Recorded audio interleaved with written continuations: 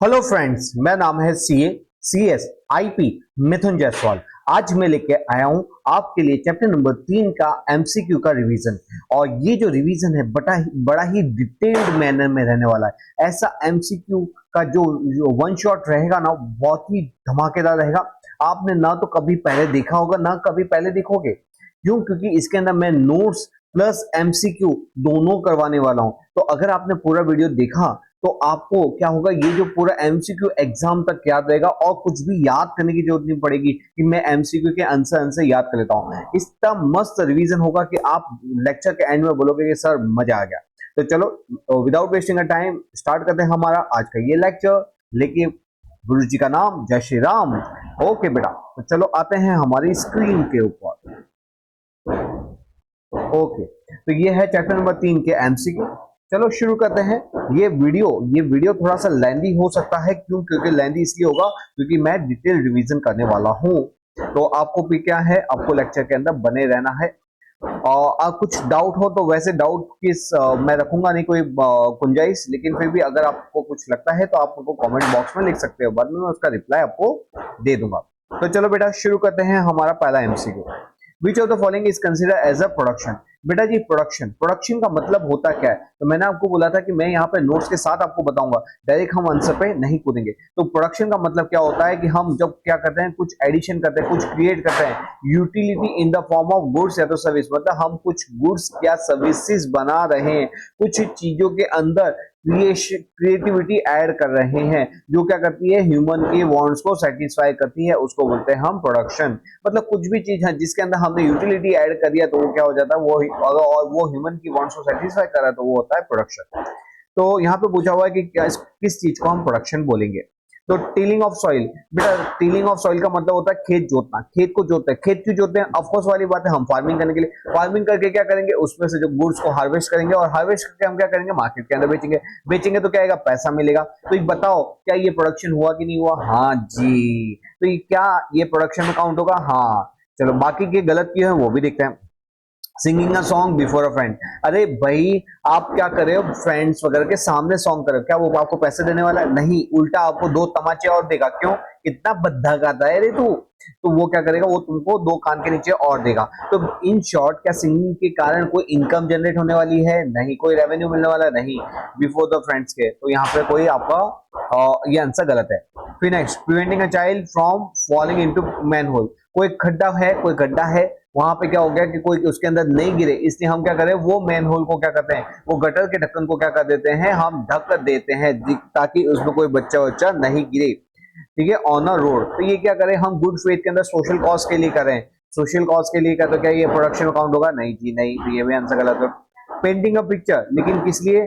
खुद खुशी। अरे खुद खुशी मतलब वो सुसाइड नहीं, खुद की खुशी के लिए, फॉर प्लेजर। तो खुद के खुशी के लिए कर रहे हो तो ये प्रोडक्शन अकाउंट होगा क्या? नहीं जी नहीं। तो यहाँ पे आंसर क्या आएगा? ए। ओके, देखा जी, आपको फर्स्ट क्या ना मजा आ गया ना। ऐसे ही डिटेल मैं लास्ट जो MCQ होगा वैसा ही डिटेल होगा जैसा ये पहला हुआ है।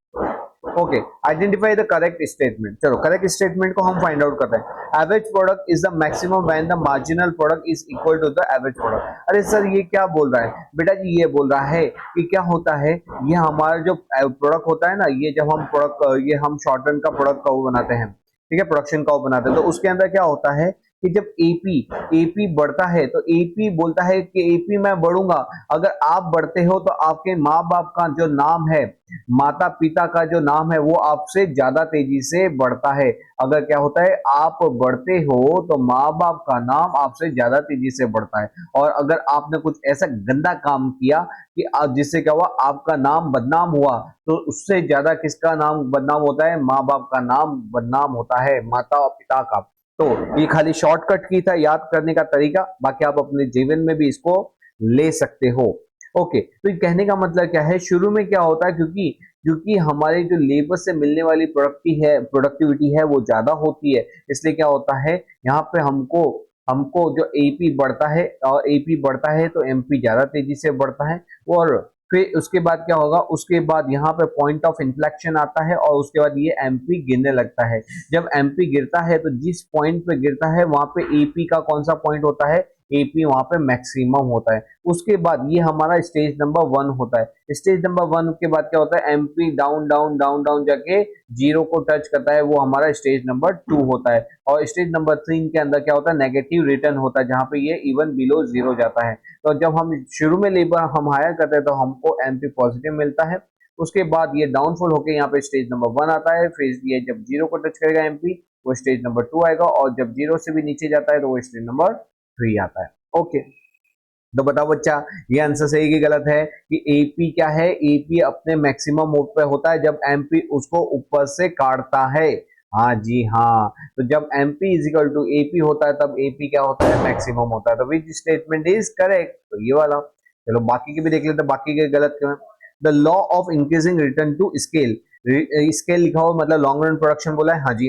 Related to the effect of change in the factor proportion, बेटा जी फैक्टर प्रोपोर्शन नहीं होता। फैक्टर प्रोपोर्शन मतलब वेरिएबल फैक्टर, फैक्टर प्रोपोर्शन मतलब एक फैक्टर बढ़ता है एक फैक्टर वही का वही होता है, उसको बोलते हैं फैक्टर प्रोपोर्शन। वो कहां पे देखने को मिलता है, वो हमको शॉर्ट रन के अंदर मिलता है, जहां पे क्या होता है हम अपने वेरिएबल फैक्टर को बढ़ा सकते हैं, लेकिन फिक्स फैक्टर मतलब मेरा जो फिक्स कॉस्ट है वो क्या रहता है, फिक्स्ड रहता है, इसलिए उसको बोला जाता है फैक्टर प्रोपोर्शन। तो यहाँ पे आईआरएस किसकी बात करता है, आईआरएस लॉन्ग रन की बात करता है। फैक्टर प्रोपोर्शन किसकी बात करता है, शॉर्ट रन की बात करता है। यहाँ पे शॉर्ट रन की बात करता है। क्या दोनों सेम हो सकते हैं क्या, नहीं जी नहीं, ये आंसर हुआ गलत।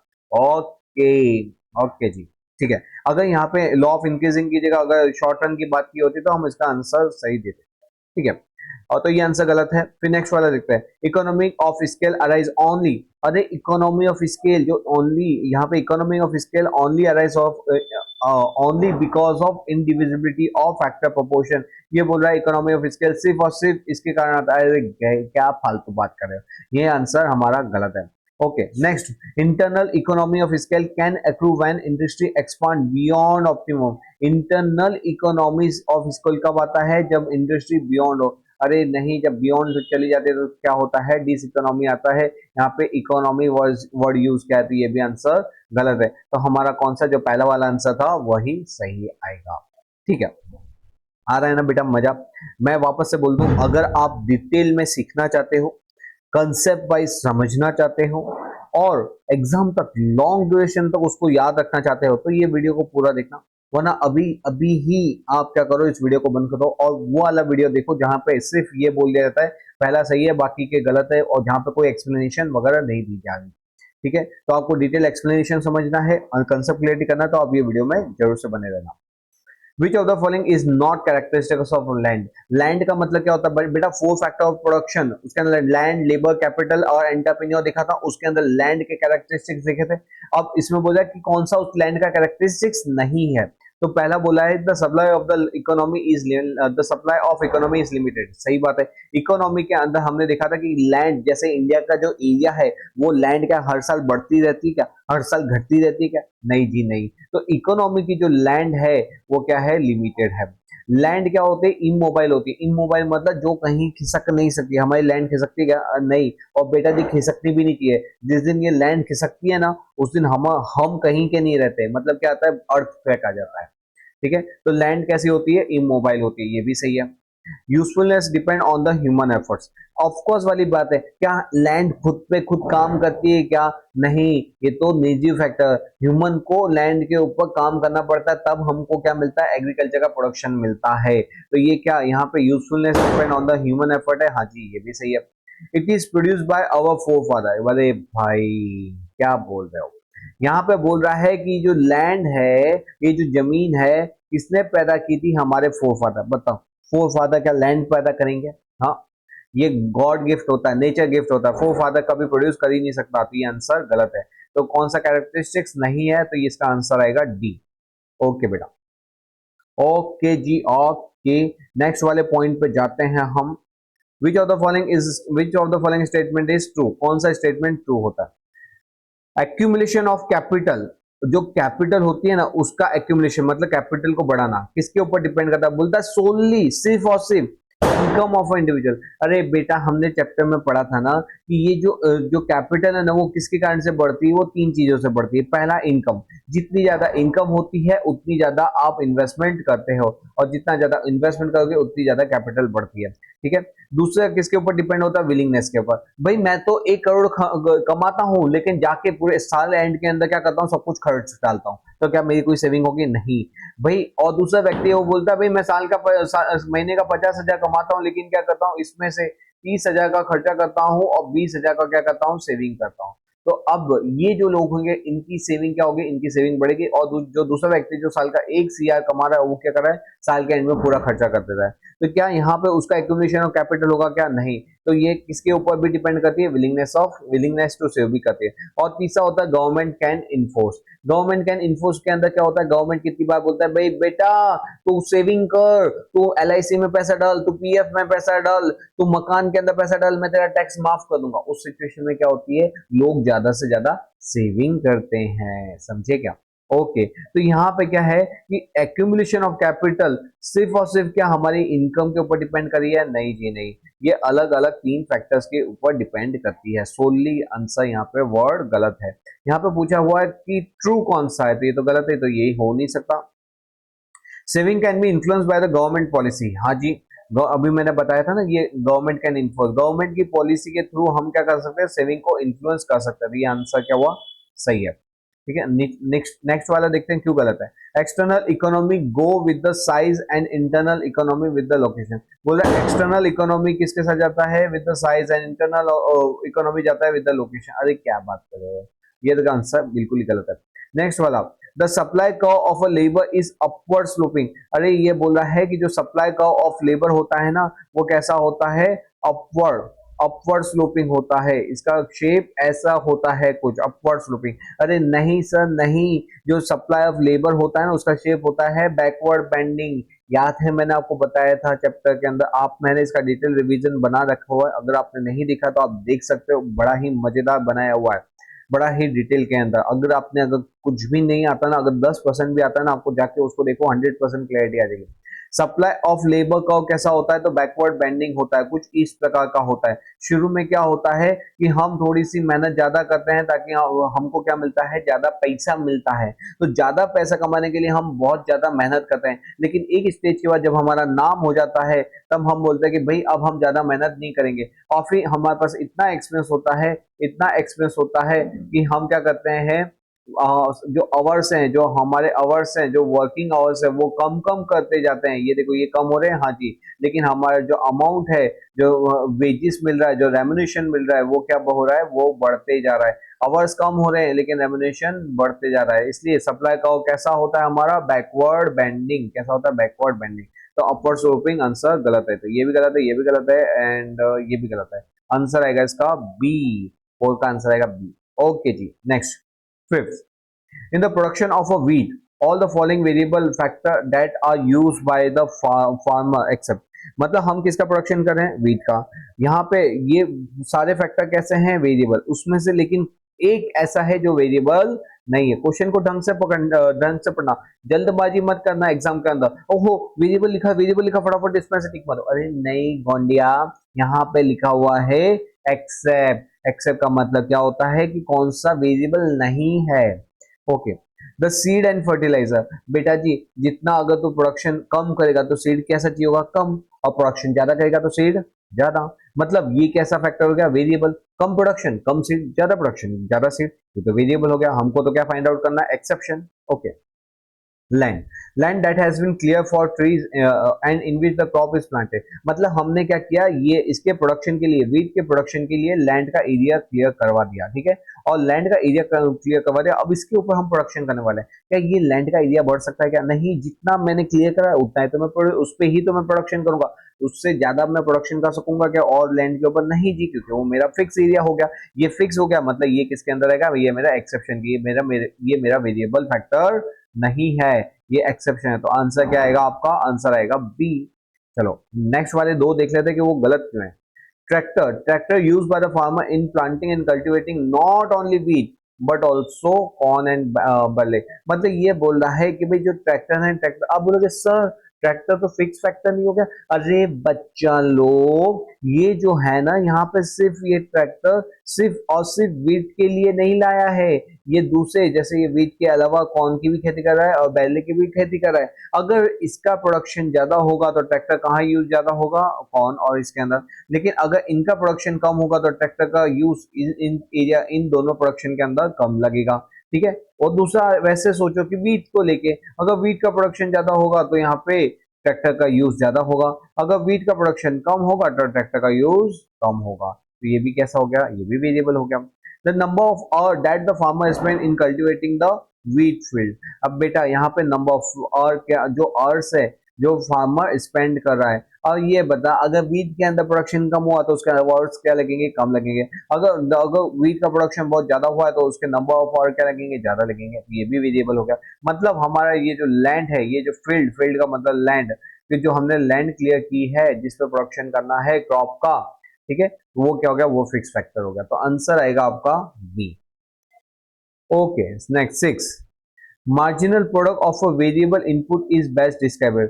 बेटा जी क्या बोला है, MP, MP of a variable input is best describer. ये तो हमको मालूम है, एमपी का मतलब क्या होता है कि एक एडिशनल यूनिट का प्रोडक्शन। अगर मैं एक लेबर को हायर करता हूँ, एक एडिशनल लेबर को हायर करने से कितना मेरा प्रोडक्शन, टोटल प्रोडक्टिविटी बढ़ती है, एडिशनल प्रोडक्शन कैपेसिटी कितने से बढ़ रही है, उसी को तो बोलते हैं मार्जिनल प्रोडक्ट। ओके, तो यहाँ पे देखते हैं यहाँ पे देखो बेटा, यहाँ पे क्या लिखा है, the marginal product of a variable input इस केस में क्या होता है, द टोटल प्रोडक्ट डिवाइडेड, अरे divided by the number of, क्या टीपी को डिवाइड करने से वेरिएबल फैक्टर मिलता है क्या, ये मार्जिनल प्रोडक्ट मिलता है? नहीं जी नहीं। जब हम टोटल प्रोडक्ट को, जब टोटल प्रोडक्ट को डिवाइड करते हैं वेरिएबल इनपुट से, मतलब लेबर से, तो हमको क्या मिलता है, वो आता है हमारा एवरेज प्रोडक्ट। यहाँ पे तो किसकी बात हो रही है, मार्जिनल प्रोडक्ट की। ये आंसर हमारा गलत है।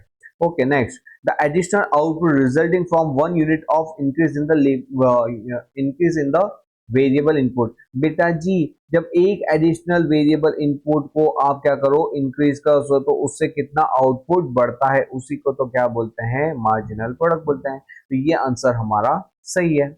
ओके, तो बी आंसर सही आएगा। Additional output resulting from one unit of increase in the both variable as well as fix. अरे नहीं जी नहीं, हम यहाँ पे फिक्स फैक्टर को तो इंक्रीज ही नहीं करते, यहाँ पे तो ये बोथ लिखे, इसने आंसर को क्या कर दिया, गलत होगा ये।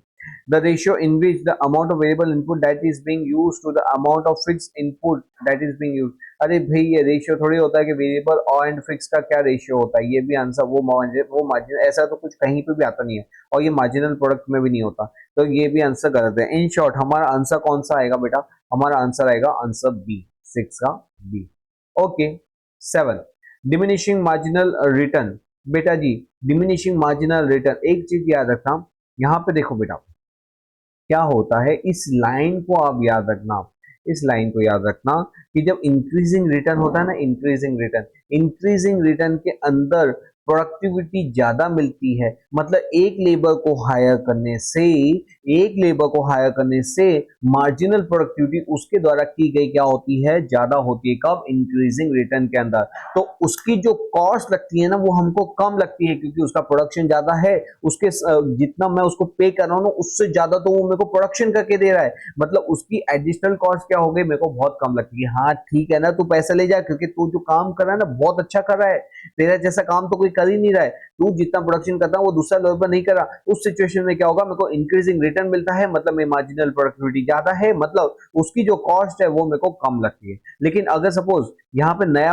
कोई पुराना जो पिछले 20 साल से जो एम्प्लॉय है वो जो काम करता है, तो उसमें इंक्रीजिंग रिटर्न होता है। उसकी सैलरी भले ज्यादा हो लेकिन वो सैलरी एक एम्प्लॉय को चुकती नहीं है। वहीं पे जो नया एम्प्लॉय आता है ना, नया एम्प्लॉय, उसके द्वारा जो प्रोडक्टिविटी होती है वो क्या होती है, डिक्रीजिंग रिटर्न होती है। मतलब वो जो काम करता है वहां पे प्रोडक्टिविटी क्या होती है, क्योंकि वो नया एम्प्लॉय, उसको सीखने में प्रॉब्लम हो रही है, तो उसके द्वारा जो प्रोडक्टिविटी क्या होती है वो कम होती है। इसलिए हम जो उसको पैसे देते हैं ना, वो पैसे हमको चुभते हैं, क्योंकि वो पैसे ज्यादा होते हैं, उनसे मिलने, उस एम्प्लॉय से मिलने वाला जो बेनिफिट है वो कम होता है। Are you getting me? मैंने इनडायरेक्टली आपको बताया है, मतलब कि जो प्रैक्टिकली जो जैसे आपको समझ आ सके कि इंक्रीजिंग रिटर्न के अंदर प्रोडक्टिविटी ज्यादा होती है और क्योंकि इंक्रीजिंग रिटर्न है इसलिए क्या हो रहा है कि उसकी जो कॉस्ट, मतलब जो मैं लेबर को पे कर रहा हूँ ना, वो कॉस्ट मेरे को कम लगती है। क्यों? क्योंकि उसके सामने उनको बेनिफिट ज्यादा मिल रहे हैं।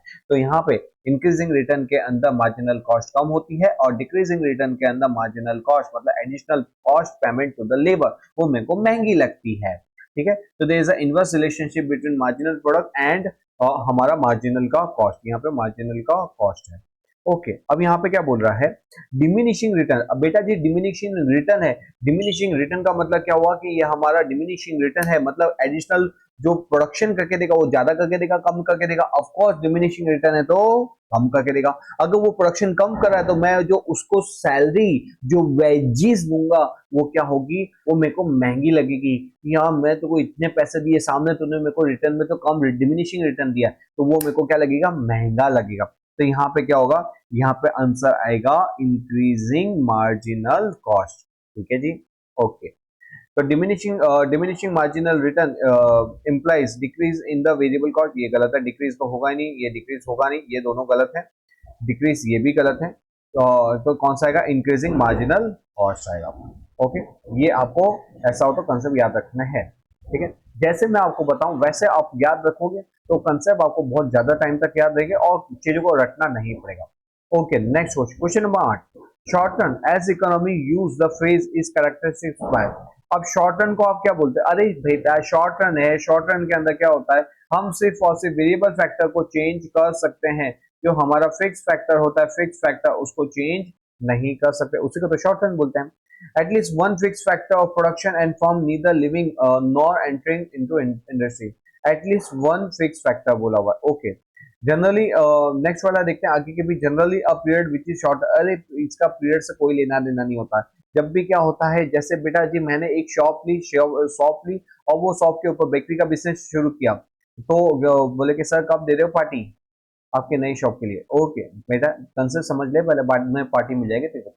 यहाँ पे मैंने शॉप ली है, शॉप में बिक्री का बिजनेस चालू किया और क्या हुआ, बहुत ज्यादा ही 6 महीने में बहुत ज्यादा ही मेरे को क्या मिला, इसका वो मिला रिटर्न मिला। तो मैंने क्या किया, इतनी बड़ी फैक्ट्री लगा दी, 6 महीने बाद नई फैक्ट्री नई सेटअप कर दिया। अब बताओ कि क्या इसका शॉर्ट टर्म के अंदर कोई टाइम पीरियड होता है क्या? नहीं। दूसरे कोई मगन लाल ने एक फैक्ट्री खोली और पिछले 10 साल से वो क्या है, इसी फैक्ट्री के अंदर है, वो फैक्ट्री शिफ्ट ही नहीं कर पा रहा। क्यों? क्योंकि उसका सेल ही नहीं हो पा रहा। तो क्या यहाँ पे, तो बेटा यहाँ पे क्या शॉर्ट रन का कोई टाइम पीरियड होता है क्या? नहीं जी नहीं, शॉर्ट रन का कोई टाइम पीरियड नहीं होता। तो यहाँ पे लेस देन 1 ईयर, ये तो आंसर ही करते हैं। ओके, नेक्स्ट वाला। ऑल फैक्टर क्या होते हैं? फिक्स होते हैं। अरे बेटा जी गलत, यहाँ पे फिक्स होते नहीं है। ऑल इनपुट आर वेरिएबल, गलत, एक इनपुट होता है वेरिएबल और एक इनपुट होता है फिक्स। तो हमारा आंसर आएगा ए। ठीक है जी, okay. Next question, next question. अब मजा आ रहा होगा बेटा, चलो चलो चलो चलो। The marginal average and total product curve encountered by the firm. अब किस किस की बात हो रही है? मार्जिनल की, एवरेज की एंड टीपी की, एमपी एपी पीवी। और किस में बात हो रही है? शॉर्ट रन के अंदर। All the following relationship except. Okay जी, ये एक्सेप्ट ही सबसे खतरनाक होता है। जब भी क्वेश्चन पढ़ो ये एक्सेप्ट को समझना। ठीक है, ये हमको बहुत तंग करता है, इसी के कारण हमारे एग्जाम में मार्क्स कट होता है। तो चलो यहाँ पे हमको जो ऐसा रिलेशनशिप ढूंढना है जो यहाँ पे फिट नहीं बैठता, क्योंकि यहाँ पे एक्सेप्शन है।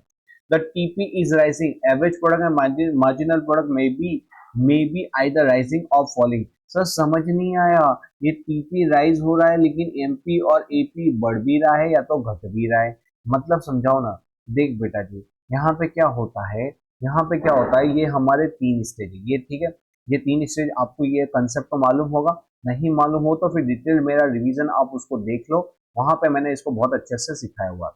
यहाँ पे बेटा क्या होता है, यहाँ पे 3 स्टेज के अंदर हमारा ये बटा हुआ है। पहला स्टेज कौन सा होता है? स्टेज नंबर 1, जहाँ पे क्या होता है, एपी इक्वल टू एमपी। मतलब हमारा एमपी शुरू में क्या होता है, बहुत ज्यादा तेजी से बढ़ता है और उसके बाद क्या होता है, ये एपी को मिलने आता है। और तेको मिलने आया, सात समुंदर पार में तेरे पीछे पीछे आ गई। तो यहाँ पे एमपी क्या होता है, एमपी एपी क्यों मिलने के लिए ऊपर से क्या करता है, नीचे की तरफ आता है और यहाँ पे आके उसको टच होता है। जब ये इसको टच होता है ना, तो इसके ऊपर एपी इक्वल टू एमपी होता है। क्या होता है? Average product is equal to marginal product होता है। उसी स्टेज को बोलते हैं स्टेज नंबर 1।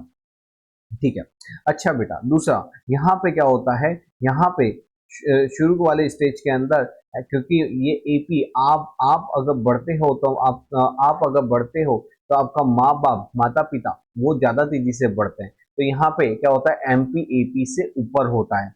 और ये जो स्टेज होता है जब तक एमपी बढ़ता रहता है और फिर उसको मिलने के लिए जब नीचे आता है तो उससे पहले जब ये मैक्सिमम पॉइंट पर होता है तो उसको बोलते हैं पॉइंट ऑफ इन्फ्लेक्शन। वहां पे क्या होता है, यहाँ पे total product increasing at a increasing rate से होता है। उसके बाद क्या होता है, उसके बाद ये इंक्रीज तो होता है but at a decreasing rate. कब तक, जब तक कि एमपी हमारा क्या हो, जीरो को टच करता है। जब हमारा एमपी जीरो को टच करता है वहां पे क्या होता है, टीपी का मैक्सिमम पॉइंट होता है, टीपी का मैक्सिमम पॉइंट होता है। उसके बाद एमपी क्या होता है, नेगेटिव में चले जाता है। जब एमपी नेगेटिव होता है तब टीपी क्या होता है, डिक्रीजिंग मोड में आ जाता है। इन शॉर्ट तीन भाग हैं यहाँ पे increasing return, diminishing return and negative return. ठीक है, तो यहाँ पे क्या होगा बेटा, यहाँ पे फर्स्ट स्टेज जो होता है स्टेज नंबर वन, वहां पे एपी इक्वल टू एमपी होता है, एपी का क्या होता है, मैक्सिमम होता है। सेकंड स्टेज के अंदर एमपी नेगेटिव होता है, एमपी जीरो होता है और उस जीरो पे टीपी क्या होता है, मैक्स होता है। और लास्ट होता है एमपी, एमपी क्या चले जाता है, नेगेटिव के अंदर चले जाता है और वहां पे टीपी क्या होता है, क्योंकि एमपी नेगेटिव है इसलिए टीपी डिक्रीज होने लगता है। ठीक है, ओके, ये मैंने आपको कंसेप्ट सिखा दिया। अब आते हैं हमारे क्वेश्चन के ऊपर। क्वेश्चन क्या बोलना चाहता है, तो देखो क्वेश्चन क्या बोल रहा है यहाँ पे, the when the total product is rising, तो जब टीपी बढ़ता है तो एपी बढ़ भी सकता है और घट भी सकता है। तो सही बात है, क्योंकि जब तक क्या होता है एमपी, जब तक क्या होता है यहाँ पे एपी बढ़ भी रहा है, एपी घट भी रहा है, एमपी बढ़ भी रहा है, एमपी घट भी रहा है, घटते घटते जीरो तक जा रहा है। उस स्टेज में यहाँ पे टीपी तो क्या होता है, टीपी बढ़ता ही है, टीपी बढ़ता ही है। क्या होता है, बस एक है कि स्टेज नंबर वन तक TP increasing at a increasing rate होता है, फिर TP increasing at a decreasing, लेकिन रेट बट बढ़ तो रहा ही है। तो इन शॉर्ट कहने का मतलब क्या हुआ, ये आंसर हमारा सही है। अब इसने पूछा हुआ एक्सेप्शन, मतलब कौन सा इसका कैरेक्टरिस्टिक्स नहीं है। When the marginal product is negative, MP क्या है, नेगेटिव, तो एमपी ये नेगेटिव है, हाँ जी। तो the total product and average product are falling, तो यहाँ पे बोला कि total product and average product क्या कर रहे हैं, वो हमारे फॉल हो रहे हैं। तो सही बात है, यहाँ पे जब क्या होता है, ये नेगेटिव के अंदर होता है तो टोटल प्रोडक्ट क्या होता है, हमारा फॉलिंग होता है। ठीक है, ये भी सही है। When the average product is maximum, जब एवरेज प्रोडक्ट का क्या होता है, मैक्सिमम, तो एवरेज प्रोडक्ट जब मैक्सिमम को होता है तब एपी एपी एवरेज प्रोडक्ट और मार्जिनल प्रोडक्ट क्या होता है, दोनों इक्वल पे होते हैं। तो ये भी आंसर सही है। When the marginal product is maximum, जब मार्जिनल प्रोडक्ट का मैक्सिमम होता है, average product equal to the marginal product. अब ये बोल रहा है कि भाई जो मार्जिनल प्रोडक्ट का मैक्सिमम यहाँ पे, क्या यहाँ पे कोई एपी इसको टच कर रहा है, क्या नहीं कर रहा, तो यहाँ पे ये तो गलत बात बोली है जी। यहाँ पे बोल रहा है कि एमपी जब क्या होगा, मैक्स होगा, तब एपी इक्वल टू एमपी। अरे एपी तो नीचे ही रह गया और एमपी बहुत ऊपर है। ये देखो मैक्सिमम मतलब हाईएस्ट, यहाँ पे हाईएस्ट कहाँ पे आ रहा है, इसका हाईएस्ट ये आ रहा है। क्या इस स्टेज पे एपी कोई दूर दूर तक भी इसके बराबर है क्या, नहीं जी नहीं, एपी कोई दूर दूर तक भी बराबर नहीं है। तो यहाँ पे एक्सेप्शन पूछा था इसलिए हमारा आंसर क्या आएगा, ये वाला आएगा। ओके जी, नेक्स्ट क्वेश्चन। नेक्स्ट क्वेश्चन क्या बोला है, to the economics the main difference between the short term and the long run. Simple है, देखो शॉर्ट टर्म के अंदर क्या होता है, शॉर्ट टर्म के अंदर मेरी एक कॉस्ट क्या होती है, वेरिएबल होती है, और एक क्या होती है, फिक्स होती है। लॉन्ग रन के अंदर सारी कॉस्ट क्या होती है, वेरिएबल होती है। बस यही तो डिफरेंस है। यहाँ पे in the short run all input are fix, all input are fix जैसा होता है क्या, नहीं जी।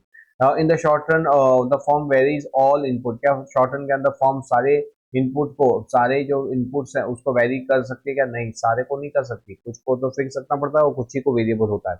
In the short run at least one of the firms input level is fix, in the short run at least one of the firms input है। तो ये तो बात सही है कि एटलीस्ट वन क्या होना पड़ता है, उसको फिक्स रखना पड़ता है, और दूसरा क्या होता है, वेरिएबल होता है। तो ये आंसर सही है।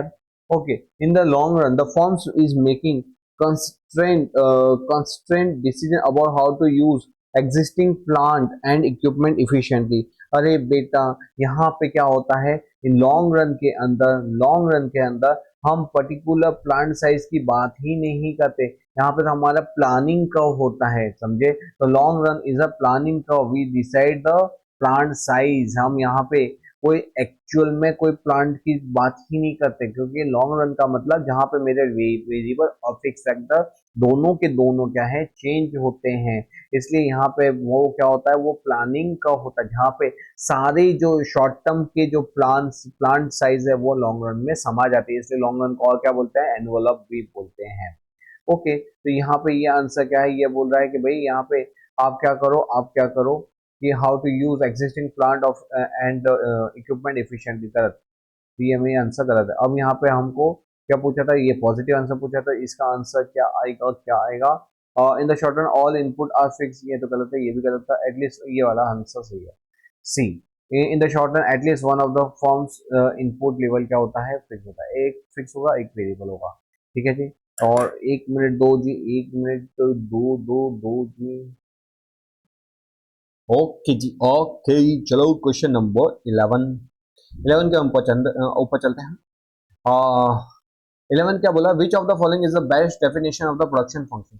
बेटा जी, प्रोडक्शन फंक्शन का मतलब क्या होता है, प्रोडक्शन फंक्शन का मतलब होता है कि हमारा एक मैथमेटिकल फंक्शन जो क्या बताता है कि आपके ये क्या होते हैं, ये इनपुट्स होते हैं, ये इनपुट इंडिपेंडेंट वेरिएबल होते हैं। क्यों इंडिपेंडेंट होते हैं, क्योंकि ये इनपुट डिसाइड करते हैं कि आपका आउटपुट कितना होगा। तो ये क्या होता है, ये डिपेंडेंट वेरिएबल होता है। ये डिपेंडेंट मतलब प्रोडक्शन फंक्शन के अंदर एक इंडिपेंडेंट वेरिएबल होता है और एक डिपेंडेंट वेरिएबल होता है। इंडिपेंडेंट कौन सा होता है, जो इनपुट होता है, क्योंकि इनपुट डिसाइड करता है कि आउटपुट कितना होगा।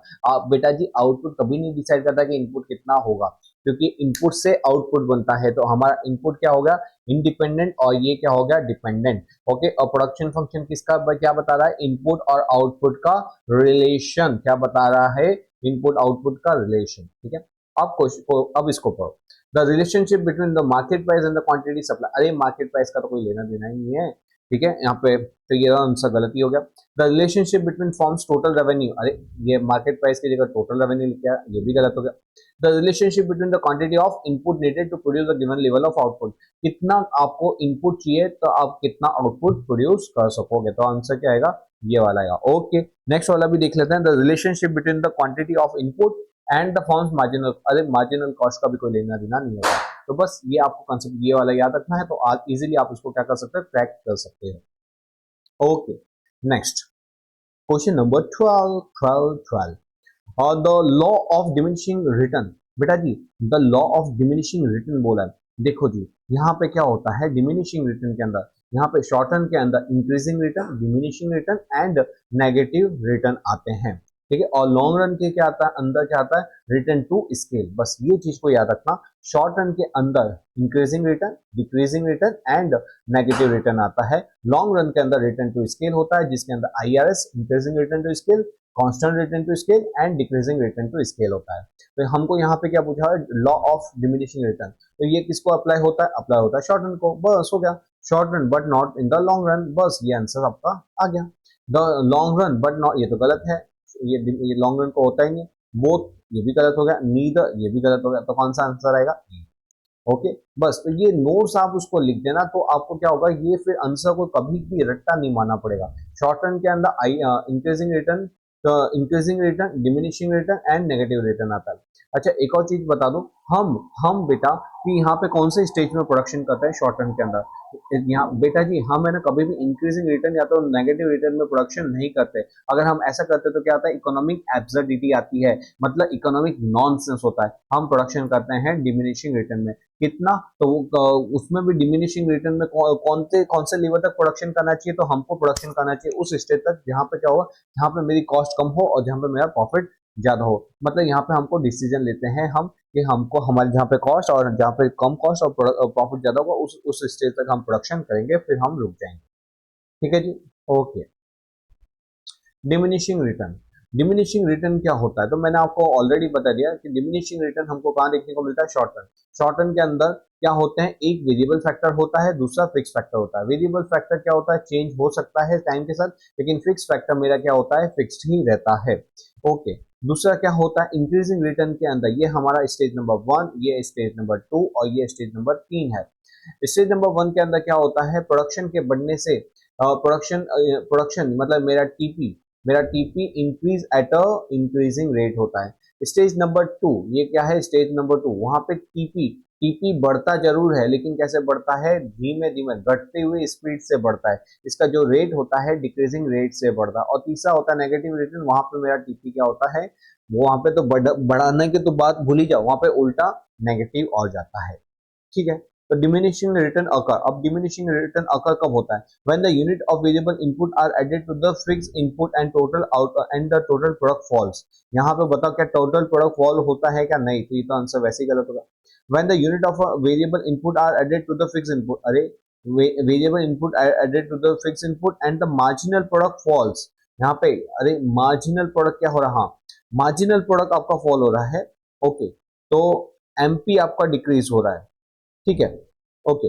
तो यहाँ पे ये आंसर हमको लग रहा है, आगे भी देखते हैं। When the size of a plant is increase in the long run, अरे ये डिमिनिशिंग रिटर्न की बात हो रही है तो लॉन्ग रन तो हो ही नहीं सकता, ये गलत होगा।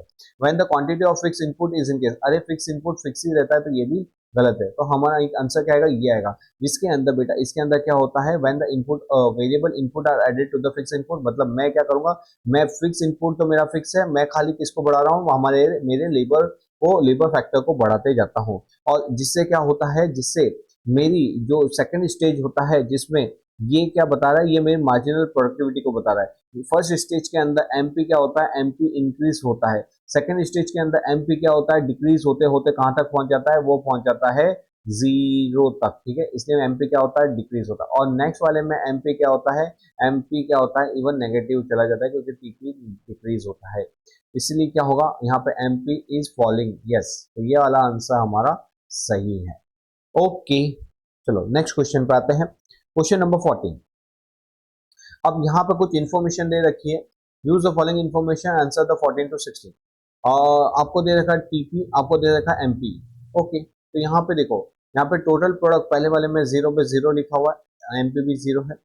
फर्स्ट वाले में कितना प्रोडक्शन हुआ, 100, यहाँ पे ये 100, यहाँ पे ये मिसिंग है। अब बेटा जी ये मिसिंग है, इसको लिख दो, कैसे लिखेंगे, ये 100 है, ये 80 है, तो यहाँ पे क्या हुआ होगा, यहाँ पे होगा 180, इसलिए तो अगर यहाँ पे 180 होगा तो 180 माइनस 100 करोगे तभी तो यहाँ पे क्या आएगा, 80 आएगा, ओके। तो इन दोनों को जब हम प्लस करते हैं तो हमको क्या मिल जाता है, हमारा टीपी टोटल प्रोडक्ट मिल जाता है, ये टोटल आउटपुट बोलो या तो टीपी बोल लो, ठीक है। तो यहाँ पे आंसर क्या आएगा, यहाँ पे आंसर आएगा वेट 180। अब बेटा 240 में से 180 माइनस करोगे तो यहाँ पे आंसर क्या आएगा, 60, बस नीचे वही पूछा हुआ है, ठीक है जी, ओके। तो यहाँ पे इन दोनों को प्लस करोगे तो आपको क्या मिलेगा, ये मिलेगा, ये कितना आ जाएगा 180, फिर 240 माइनस, इसका फॉर्मूला क्या होता है, एमपी का फॉर्मूला होता है TP N minus TP N minus 1, मतलब टीपी एन क्या है, तो ये 240 है, ये 240 माइनस टीपी एन माइनस 1 वो कितना है 180, ये 180, आंसर क्या आएगा 60, यहाँ पे आंसर क्या आएगा 60, ठीक है। और यहाँ पे टीपी टीपी निकालने के लिए क्या होगा, और टीपी का फॉर्मूला क्या होता है, सिग्मा सिग्मा एमपी, टीपी का फॉर्मूला क्या होता है, टीपी का फॉर्मूला होता है सिग्मा एमपी। अब हमको टीपी कौन सा निकालना है, लेकिन टीपी हमको 2 निकालना है, तो TP 2 is equal to sigma MP, क्या करना पड़ेगा, sigma MP 1 MP1 plus MP2, तो यहाँ पे MP1 है 100 और MP2 है 80, इसलिए यहाँ पे TP एट 2 क्या आएगा 100 प्लस 80, वो कितना आएगा 180, तो मैंने यहाँ पे 180 रख दिया, ठीक है। तो ये मैंने आपको फॉर्मूले की मदद से भी बता दिया और लॉजिकली भी बता दिया, अब आपको इजी लग रहा होगा, ठीक है। अब हम क्वेश्चन देख लेते हैं, what is the TP at 2 hour, okay, TP at 2 और क्या पूछा हुआ, हमने निकाल दिया था 180, तो ये आ जाएगा 180, ठीक है। What is the MP of third और, तो यहाँ पे एमपी ऑफ किसका पूछा, थर्ड का पूछा, तो वो हमने ऑलरेडी निकाल लिया 60, ये आंसर आ गया 60, ठीक है। What is the average product of first 3 hour of labour, हाँ अब ये आया कुछ नया बेटा जी, यहाँ पे जब भी एपी आता है ना, एपी एवरेज प्रोडक्ट का फॉर्मूला क्या होता है, एवरेज प्रोडक्ट का फॉर्मूला होता है टोटल प्रोडक्ट, जिसको हम डिवाइड करते हैं लेबर से भी बोल सकते हैं, या तो आप उसको वेरिएबल फैक्टर भी बोल सकते हो। वेरिएबल फैक्टर क्या है, यहाँ पे लेबर है, टीपी कितना है, तो टोटल टीपी कितना है 240, तो आंसर है 240, डिवाइड बाय आपको क्या करेंगे, लेबर कौन से का निकालना है, 3 वाले फर्स्ट 3 आवर का निकालना, तो डिवाइड बाय 3 कर दो, तो यहाँ से इसको हम काटेंगे, तो यहाँ पे आ जाएगा 8 3 जा 24, तो यहाँ पे आएगा आंसर 80, चलो आंसर क्या आया, ये रहा 80, ठीक है बेटा, ओके। ये हमारा 16 खत्म हुआ, नेक्स्ट आते हैं 17। Which cost increase continuously with the increase in production. बेटा जी यहाँ पे कॉस्ट की बात की है, कॉस्ट की बात की है तो कॉस्ट ऑफ प्रोडक्शन वाला आ जाएगा। हाँ, अब यहाँ पे बोला which cost increase continuously with the increase in production. बेटा जी यहाँ पे जब है ना कॉस्ट ऑफ प्रोडक्शन इंक्रीज होता है, किस कौन ऐसी कौन सी कॉस्ट है जो कंटिन्यूअसली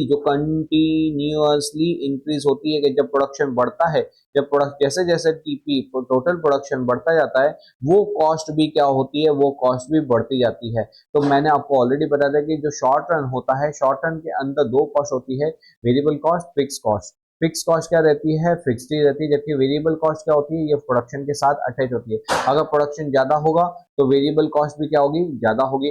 अगर प्रोडक्शन क्या होगा, प्रोडक्शन अगर कम होगा तो वेरिएबल कॉस्ट भी क्या होगी, कम होगी। मतलब ये हमारी फिक्स कॉस्ट किसके साथ है, प्रोडक्शन के साथ कनेक्टेड है। तो यहाँ पे आंसर क्या आएगा, average cost, marginal cost, fix cost, variable cost. तो आंसर आएगा D, variable cost increase with the increase in production. Okay, next. अच्छा ये वाला बाकी का मैं बता दूं, ये वैसे तो आपको शायद मालूम ही होगा। एवरेज कॉस्ट क्या होती है, एवरेज कॉस्ट शुरू में क्या होती है, शुरू में क्योंकि लेबर की इफिशियंसी, एक लेबर के मिलने वाली जो इफिशियंसी शुरू में ज्यादा होती है, इसलिए एपी क्या होता है, कम होता है। लेकिन उसके बाद क्या होता है, क्योंकि उसके बाद हमको जो सेकंड स्टेज के अंदर जो लेबर को जब हायर करते हैं तो टोटल प्रोडक्टिविटी एक लेबर उतना प्रोड्यूस नहीं कर पाता। मतलब मेरे को क्या लगता है, मेरे को क्या मतलब कि क्या होता है कि एवरेज कॉस्ट क्या होता है, शुरू में डिक्रीज होता है और उसके बाद क्या होता है, इंक्रीज होता है। मार्जिनल कॉस्ट, कॉस्ट का भी क्या होता है, सेम कंसेप्ट होता है कि शुरू में डिक्रीज होगा फिर इंक्रीज होगा। फिक्स कॉस्ट तो फिक्स ही रहता है और वेरिएबल कॉस्ट ही ऐसा कॉस्ट है जो प्रोडक्शन के साथ इंक्रीज होता रहता है। तो आंसर है डी। ठीक है, ओके।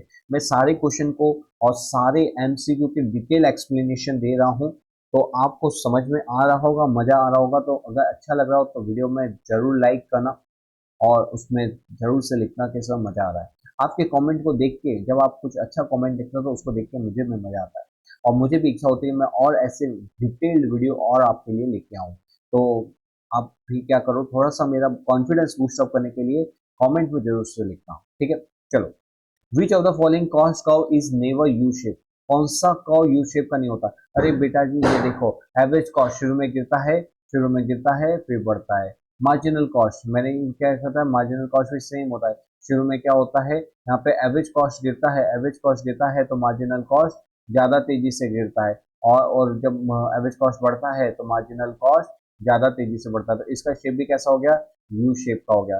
तो एवरेज कॉस्ट का शेप यू शेप का होता है, यहाँ पे नेवर की बात है। मार्जिनल कॉस्ट का भी शेप कैसा हो गया, यू शेप का हो गया। एवरेज वेरिएबल कॉस्ट का भी वैसा होता है कि शुरू में क्या होता है, कम होता है और उसके बाद बढ़ता है। तो ये इसका भी शेप कैसा होगा, यू शेप का होगा। एवरेज फिक्स कॉस्ट का शेप कैसा होता है बेटा, एवरेज फिक्स कॉस्ट का मतलब क्या होता है, एवरेज फिक्स कॉस्ट का मतलब होता है कि total fix cost divide bye आपका यूनिट ऑफ प्रोडक्शन। अब यहाँ पे फिक्स कॉस्ट तो सेम ही रहने वाली। अब एक बात बताओ कि सपोज मैंने 2 यूनिट बनाए तो एवरेज फिक्स कॉस्ट कितनी आएगी, 50। अगर मैंने 3 यूनिट बनाए तो एवरेज फिक्स कॉस्ट कितनी आएगी, 33। अगर मैंने 4 यूनिट बनाए तो एवरेज फिक्स कॉस्ट कितनी आएगी, 25। मतलब कि क्या हुआ कि ये जैसे जितना प्रोडक्शन बढ़ता जाता है एवरेज फिक्स कॉस्ट वैसे वैसे गिरती जाती है। तो इसका कर्व कैसा होता है, इसका कर्व ऐसा होता है, शुरू में ड्रास्टिकली डाउन होता है और फिर क्या होता है, स्लो रेट से डिक्रीज होता रहता है। लेकिन बेटा जी अगर आप है ना इसका अगर जब बनाते हो कर्व तो ये क्या आता है, रेक्टेंगुलर हाइपरबोला आता है। क्या कौन सा बोला, रेक्टेंगुलर हाइपरबोला होता है। ओके जी, ओके। तो आंसर क्या आएगा, इसका आंसर आएगा आपका कौन सा शेप, यू शेप का नहीं होता। तो वो फिक्स कॉस्ट का कर्व, एवरेज फिक्स कॉस्ट का कर्व यू शेप का नहीं होता। Next, the total cost in the short term is classified into fix cost and variable cost. सही बात है।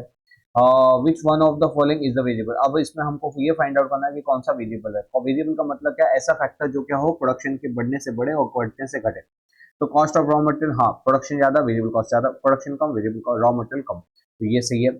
Which one of the following is variable cost. अच्छा यही पूछा हुआ तो ये आंसर आएगा।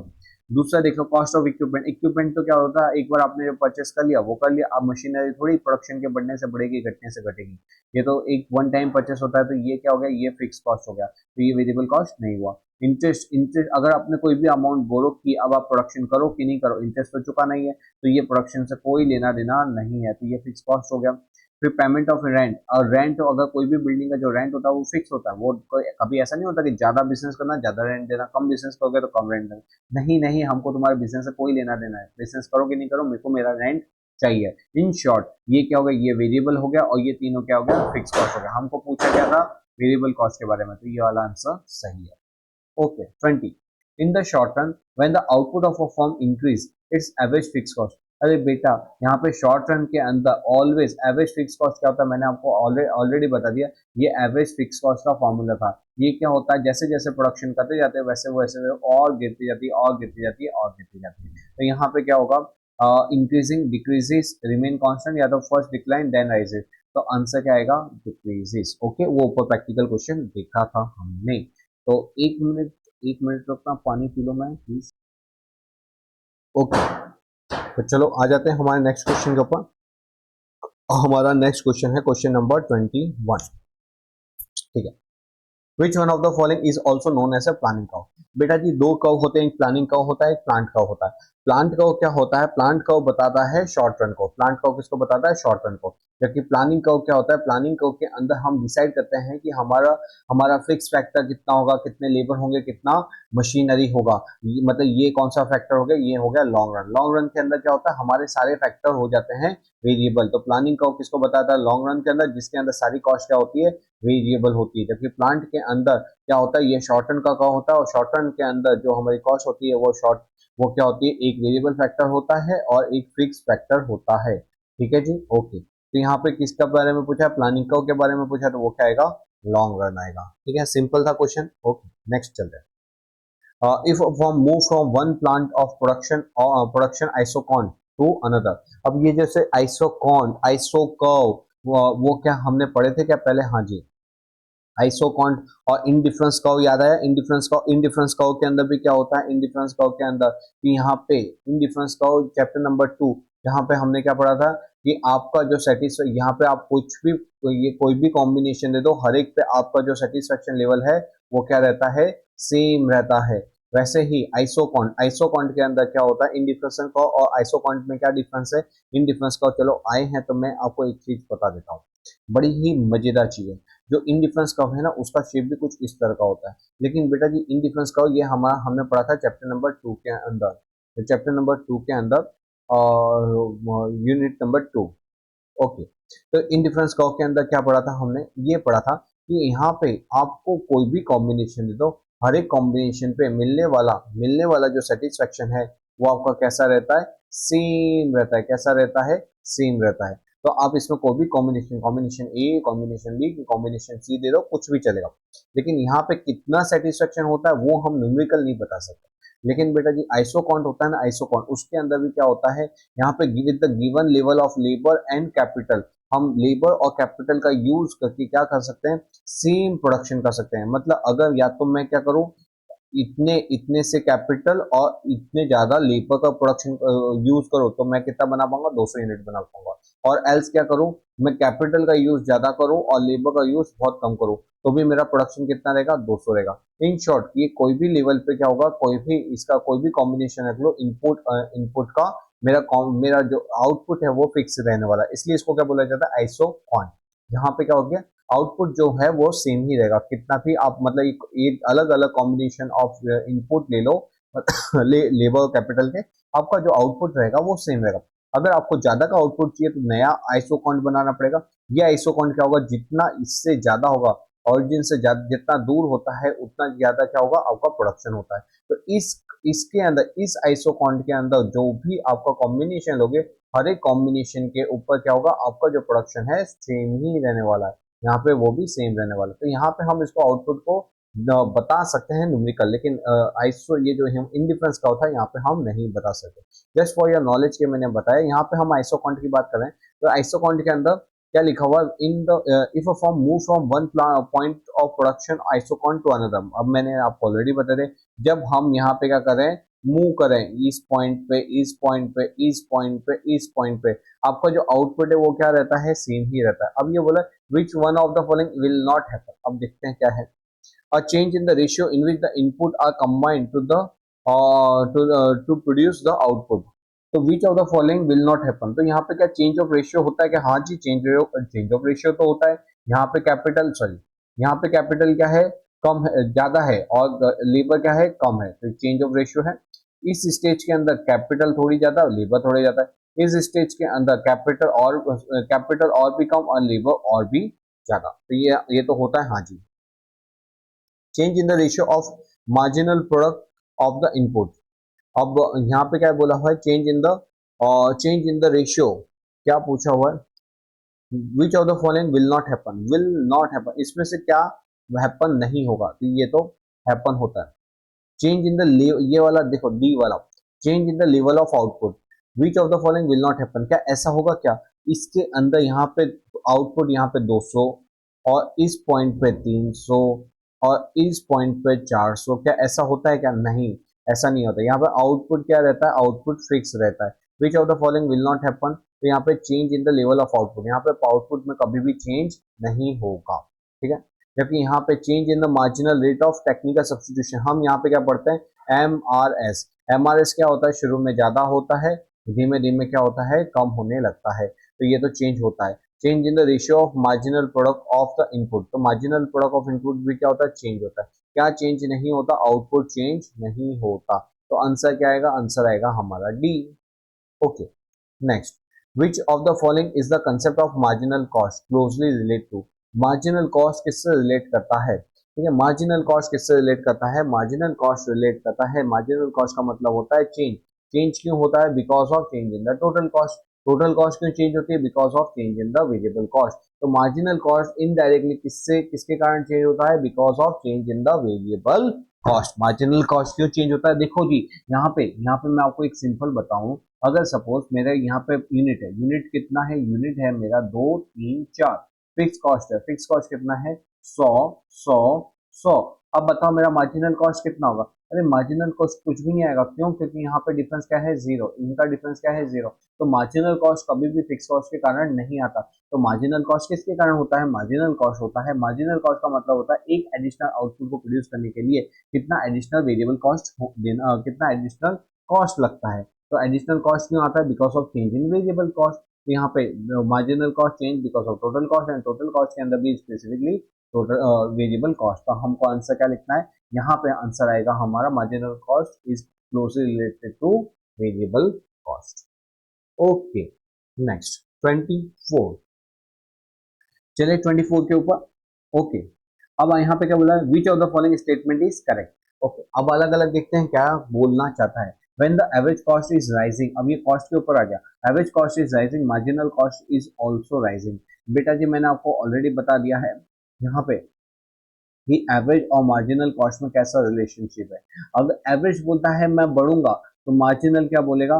मैं ज्यादा तेजी से बढ़ूंगा, ठीक है।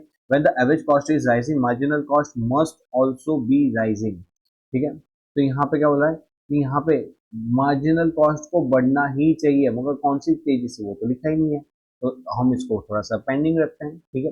नेक्स्ट वाला, when the average cost is rising marginal cost falling, क्या ऐसा होता है क्या? नहीं। अगर एवरेज तो अगर बढ़ेगा तो मार्जिनल कॉस्ट बढ़ेगा ही बढ़ेगा। When the average cost is rising marginal cost is above the average cost. देखो बेटा आ गया ना, यहाँ पे क्या बोल रहा है? यहाँ पे बोल रहा है, देखो यहाँ पे बोलना चाहता है कि जब क्या होता है एवरेज कॉस्ट बढ़ता है, इसका कर्व कैसा बनता है? इसका कर्व कुछ ऐसा शेप का बनता है कि यहाँ पे when the average cost is rising, average cost is rising, तो मार्जिनल कॉस्ट जो होता है ना बेटा, उससे ज्यादा तेजी से बढ़ता है। ये मेरा क्या हुआ? ये मेरा एवरेज कॉस्ट हुआ और ये मेरा मार्जिनल कॉस्ट हुआ। कि एवरेज अगर तू बढ़ा तो मार्जिनल क्या बोलेगा? मैं ज्यादा तेजी से बढ़ूंगा, ठीक है। तो यहाँ पे क्या होता है? यहाँ पे आंसर कौन सा आएगा? Is rising above the average cost. यहाँ पे मस्ट खाली इतना लिखा था कि एवरेज कॉस्ट को बढ़ना चाहिए, लेकिन किस स्पीड से वो तो लिखा नहीं था, इसलिए ये क्या है? ये गलत है, ये भी गलत है। आंसर क्या आएगा आपका? सी आएगा। और यहाँ पे लास्ट वाले में क्या बोला है? When the average cost is falling, अरे व्हेन द एवरेज कॉस्ट, अगर एवरेज कॉस्ट कम होगा तो मार्जिनल कॉस्ट क्या होगा? राइजिंग होगा क्या? नहीं, दोनों का पॉजिटिव या तो दोनों का नेगेटिव रिलेशन होता है। एवरेज अगर बढ़ेगा तो मार्जिनल भी बढ़ेगा, एवरेज घटेगा तो मार्जिनल भी घटेगा, ठीक है। ओके, नेक्स्ट आते हैं। नेक्स्ट क्वेश्चन है क्वेश्चन नंबर 25, ठीक है। क्वेश्चन नंबर 25 के अंदर क्या बोला है? कि विच of the following is example of explicit. Explicit का मतलब क्या, ऐसे खर्चे जो हम आई से, E for I, E for क्या, जो हम आंख से देख सकते हैं, मतलब जो भी हमारे हमारे पॉकेट से खर्चे होते हैं वो सब क्या होता है, एक्सप्लिसिट कॉस्ट होता है। तो wages of a proprietor could have made by working as an employee of a large firm. अरे ये तो थोड़ी होता है वेजेस ऑफ प्रोप्राइटर, ये एक्सप्लिसिट में होगा क्या, नहीं। Income that could have been earn, that could have been earn, हमने अर्न की नहीं है तो ये भी नहीं होगा। The payment of wages by form, form जो क्या कर रही है, वेजेस का पेमेंट कर रही है, यहाँ पे तो एक्चुअल खर्चा होगा, हाँ, तो ये हमारा इसमें ये आंसर किस में आएगा, एक्सप्लिसिट कॉस्ट में आएगा। The normal profit earn by the form, ये तो नहीं आएगा, ठीक है, तो यहाँ पे आंसर क्या आएगा, 25 में आएगा C. Next, implicit cost. Implicit cost का मतलब होता है इमेजिनरी कॉस्ट। इमेजिनरी कॉस्ट मतलब क्या होता है कि ऐसी कॉस्ट जो क्या हुआ है, जो इंकर तो नहीं की है लेकिन सेल्फ ओन्ड रिसोर्सेज के कारण क्या होती है, हमारी बच जाती है। जैसे कि क्या हुआ कि सपोज ये मेरा गोडाउन है, ठीक है, ये मैंने गोडाउन रेंट पे दिया था, 50,000 का रेंट आता था, मजे से बैठ के खाता था मैं इसको, लेकिन एक दिन पता नहीं तो दिमाग में तुक्का लगा कि चलो अपने भी बिजनेस करते हैं, और ये गोडाउन के अंदर जो टेनेंट था उसको हटाया और वहां पे आके मैं बिजनेस करने लग गया। अब बताओ क्या वो 50,000 का रेंट जो पहले आता था वो मिलेगा क्या, नहीं जी नहीं। ये मेरी कौन सी क्या हो गई, अपॉर्चुनिटी कॉस्ट हो गई, जो अब मेरे को मिलने वाली नहीं है। तो यहाँ पे इनडायरेक्टली अगर मैं ये बोलूँ कि इम्प्लीसिट क्या होता है, it is one kind of opportunity cost होती है, अपॉर्चुनिटी कॉस्ट होती है, ठीक है। तो इम्प्लीसिट कॉस्ट के बारे में देखते हैं। Interest that could have been earned on retain earning used by firm to finance expansion. हाँ, तो यहाँ पे क्या होता है, इंटरेस्ट दैट हमको मिल सकता था अगर क्या करते हैं, on retain earning used by firm to finance expansion, ठीक है। नेक्स्ट क्या है, the payment of rent by firm for a building in which they in which it is house. मतलब क्या हुआ, बिल्डिंग का क्या करें हम पेमेंट, ये तो हमारा एक्सप्लिसिट होगा क्योंकि हमको एक्चुअल जेब से खर्चा करना पड़ रहा है। The interest of payment made by firm for a fund borrow from a bank, bank से पैसा बोरो किया तो ऑफकोर्स उसका इंटरेस्ट तो पेमेंट करना ही पड़ेगा, ये एक्सप्लिसिट कॉस्ट है। Payment of wages by firm, ये जो भी वेजेस जो भी लेबर को हायर किया है उनकी सर्विस के बदले हमको पेमेंट करना पड़ेगा, ये भी क्या एक्सप्लिसिट। तो ये क्या, ये तीनों के तीनों एक्सप्लिसिट कॉस्ट होते हैं, क्योंकि ये इम्प्लिसिट ये वाला है इम्प्लिसिट। इम्प्लिसिट मतलब जो एक्चुअल में हुआ खर्चा नहीं है लेकिन हम उसको मान लेते कि खर्चा, अगर अगर क्या होता कि जैसे मैं अगर जॉब छोड़ के अगर बिजनेस में आऊं तो उससे क्या होगा, जो मैं जॉब में जो इनकम अर्न कर रहा था और मैं बिजनेस में वो इनकम मिलने वाली क्या, नहीं, तो सैलरी इनकम तो नहीं मिलने वाली, तो वो क्या हो जाती है, वो मेरी इम्प्लीसिट कॉस्ट हो जाती है। तो यही है रिटेन अर्निंग। अगर मैंने अगर उसको बिजनेस फाइनेंस फॉर्म को एक्सपेंशन करने में पैसे, सपोज फॉर्म को एक्सपेंशन करने के लिए मेरे को लग गए पूरे 20 लाख रुपए, और अगर वो 20 लाख रुपए मैंने एक्सपेंशन में नहीं लगाए होते तो मैं उसको रिटेन करके रखता, रिटेन करता तो उसमें कोई इंटरेस्ट मिलता, हाँ जी, अब वो मिलेगा क्या, नहीं जी। तो ये क्या हो गया हमारा, one kind of implicit cost हो गया, ठीक है, ये आंसर इसलिए सही है। ओके, ये वाला बहुत ही मजेदार क्वेश्चन है ये वाला, which with the following data to answer the question 27 to 29। अब देख बेटा, यहाँ पे क्या दे रखा है कि यहाँ पे तो आउटपुट दे रखा है 0 और टोटल कॉस्ट दे रखा है 240। बता मेरे को कि यहाँ पे 240 क्या है, 240 क्या है सर, 240 टोटल कॉस्ट है। अरे टोटल कॉस्ट नहीं, टोटल कॉस्ट के अंदर ये बता कि क्योंकि जीरो प्रोडक्शन है तो ये कॉस्ट वेरिएबल कॉस्ट है, फिक्स कॉस्ट है कि टोटल कॉस्ट है। सर ये टोटल कॉस्ट है ही क्योंकि ये तो टीसी दे रखा। अरे हाँ समझ गया, लेकिन अब मेरे को बता बेटा जी कि ये वेरिएबल कॉस्ट है कि फिक्स कॉस्ट है। बेटा सर सर सर समझ आ गया, ये फिक्स कॉस्ट है। क्यों ऐसा, क्योंकि यहाँ पे प्रोडक्शन जीरो है और जब खर्चा जब प्रोडक्शन ही नहीं हो रहा तो भी हमको जो कॉस्ट इनकर कर रहे हैं उस कॉस्ट को क्या बोलते हैं, फिक्स कॉस्ट बोलते हैं। तो ये हमारी क्या हो गई, फिक्स कॉस्ट हो गई। ओके, अब क्वेश्चन हम बाद में अब पढ़ते हैं। Average fix cost of unit two input of unit two of output. हमको क्या पूछा हुआ है, फिक्स कॉस्ट नहीं पूछा, हमको पूछा है average fix cost. Average fix cost पूछा हो तो ये हमारी टोटल फिक्स कॉस्ट कितनी हो गई, 240 हो गई। तो हमको क्या करना है, सिंपल यहाँ पे 240 fix cost divide bye output का प्रोडक्शन, कितना यूनिट बोला है, दो, उससे डिवाइड कर देंगे तो हाँ कितना देगा, 120। तो इसका आंसर क्या आएगा, 120।